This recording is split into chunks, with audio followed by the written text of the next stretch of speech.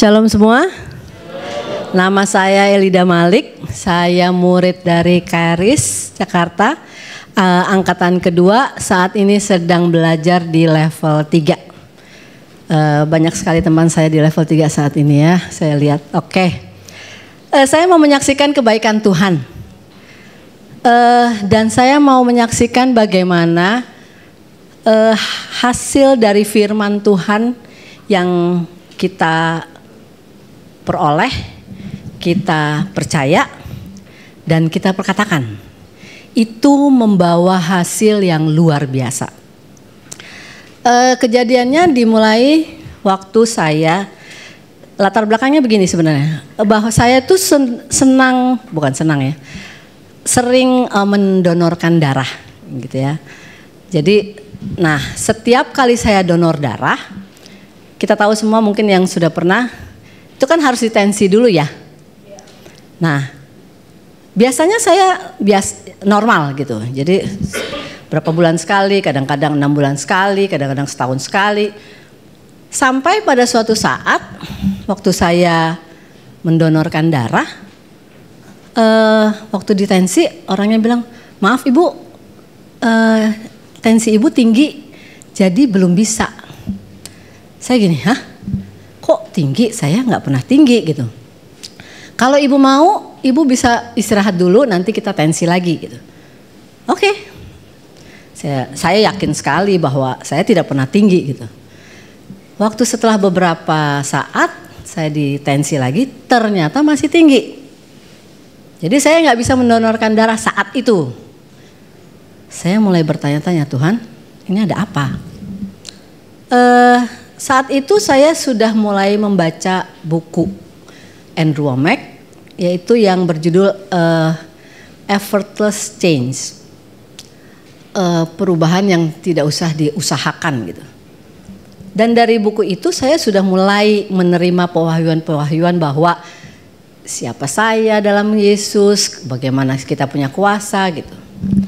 Sampai saya mulai akhirnya separuh menerima bahwa ya sudah, saya penderita penyakit darah tinggi gitu. Sampai tahun 2018 kalau nggak salah, saya mulai masuk sekolah KRIS, mulai belajar firman. Semakin dikuatkan oleh apa yang saya baca dari buku, dikuatkan lagi lewat pelajaran-pelajaran. Firman tambah masuk, saya tambah dikuatkan. Saya mulai melihat manifestasinya bahwa begitu saya memperkenalkan firman, saya percaya kesembuhan terjadi. Tapi yang satu ini mengganjal gitu. Tibalah waktu COVID, harus vaksinasi, ditensi lagi kan. Saya waktu itu yakin banget bahwa sudah dong, saya udah percaya firman, saya udah perkatakan. Ditensi, vaksinasi pertama tinggi. Tapi berapa? Saya bilang, ya 160, bawahnya tinggi bu gitu. Tapi karena memang saat itu vaksinasi yang diizinkan itu tensinya sampai 180, saya masih bisa. Vaksinasi 1 ya sudah. Vaksinasi kedua tetap malah tambah tinggi 170, tapi karena batasnya 180 ya tetap bisa. Saya mulai, Tuhan ini nggak benar nih. Saya kan nggak ada penyakit darah tinggi Tuhan, dan saya sangat percaya bahwa di dalam pembuluh darah saya itu yang mengalir itu darah Yesus gitu. Kenapa saya nggak mungkin nih? Sampai suatu saat saya akhirnya udah nggak mikirin, tapi sebenarnya saya itu masih mengganjal gitu.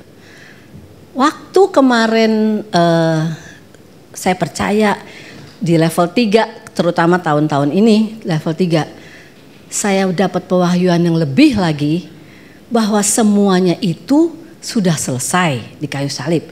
Tidak ada kecuali pemikiran kita. Jadi yang saya harus rubah jiwa. Saya tanya Roh Kudus, apa yang harus saya rubah? Saya sudah mengerti, saya sudah perkatakan. Penyakit semua yang lain saya perkatakan langsung sembuh tanpa minum obat. Lalu sampailah waktu itu tiba-tiba terlintas Roh Kudus ngomong, kamu takut apa? Kok takut? Saya bilang itu. Memang ada firman Tuhan yang sampai saat itu saya nggak ngerti. Firmannya itu ada di 1 Yohanes 4 ayat 18, saya bacakan. Di dalam kasih tidak ada ketakutan. Kasih yang sempurna melenyapkan ketakutan. Sebab ketakutan mengandung hukuman, dan barang siapa takut, ia tidak sempurna di dalam kasih. Waktu itu saya sering kali gini, apa sih Tuhan maksudnya? Kok kasih ketakutan, kasihnya nggak sempurna? Kasih apa Tuhan? Saya tahu saya udah terima kasih Tuhan. Tetap saya nggak dapat pewahyuannya. Lalu 2 Timotius 1 ayat 7 juga bilang gitu. Sebab Allah memberikan kepada kita bukan roh ketakutan, melainkan roh yang membangkitkan kekuatan, kasih dan ketertiban. Lagi-lagi kasih, ketakutan. Saya apa sih Tuhan? Tiba-tiba terlintas teman saya, ada yang dokter, pernah bilang ngomong gini. Orang yang sakit darah tinggi itu biasanya punya ketakutan akan masa depan. Hah? Saya gini, masa depan? Saya nggak pernah takut soal masa depan. Tiba-tiba saya baru menyadari bahwa ternyata saya itu sebenarnya takut pada kenyataan bahwa kalau saya divonis sakit darah tinggi, saya harus minum obat. Saya harus yang dalam tanda kutip kata orang dunia seumur hidup. Kalau udah sekali minum obat darah tinggi nggak bisa lepas. Saya nggak mau. Lalu saya bilang gini, oke Tuhan, saya akan lawan. Saya percaya saya tidak sakit ini dan saya sudah sembuh oleh bilur-bilur Yesus. Jadi saya nggak akan takut. Apa saja yang dihadapin, saya akan hadapin.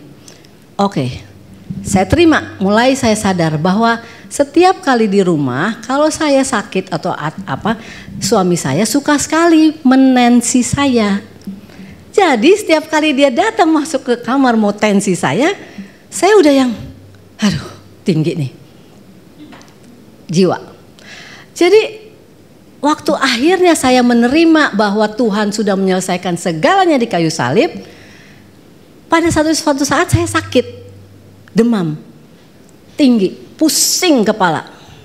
Biasa dong, suami tercinta langsung, ayo saya tensi kamu.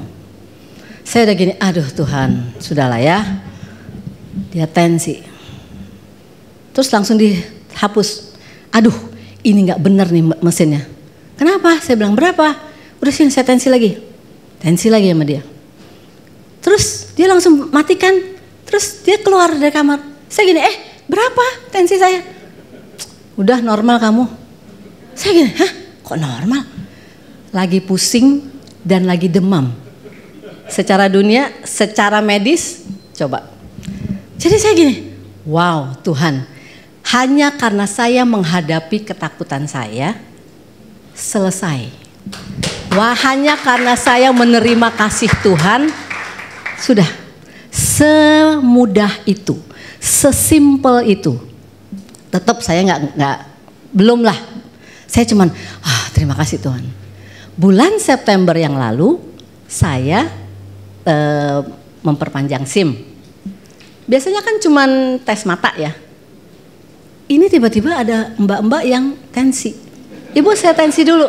Saya gini, kok pakai tensi ya? Oke. Saya bilang, saya sudah menghadapi ketakutan saya dong. Oke, ya mbak. Oke bu, sudah selesai, silakan langsung periksa mata. Tunggu, tensi saya berapa mbak? Saya sudah siap dengan, aduh ibu tinggi ya gitu ya. Tiba-tiba dia bilang 120/80 bu. Saya sampai, berapa mbak? Tapi tetap suara itu ada di kepala saya. Dia salah tuh, coba kamu tes lagi, pasti tinggi. Saya bilang enggak, diam, udah. Saya sudah terima dan saya pegang itu yang dari Tuhan. Saya bilang saya nggak mau terbeban lagi dengan segala perkataan itu. Saya lawan. Selesai, saya gini, Tuhan terima kasih. Jadi saya mengerti sekarang bahwa ketakutan itu yang ada di ayat 1 Yohanes 4:18 dan 2 Timotius 1 ayat 7 itu adalah ketakutan-ketakutan yang kita harus lawan. Karena firman-Nya bilang itu kasih Tuhan itu terima aja. Di dalam kasih Tuhan itu semua ketakutan kamu hilang. Apa yang harus kamu takutin? Orang kalau Tuhan ada di pihak kita, siapa lawan kita? Amin.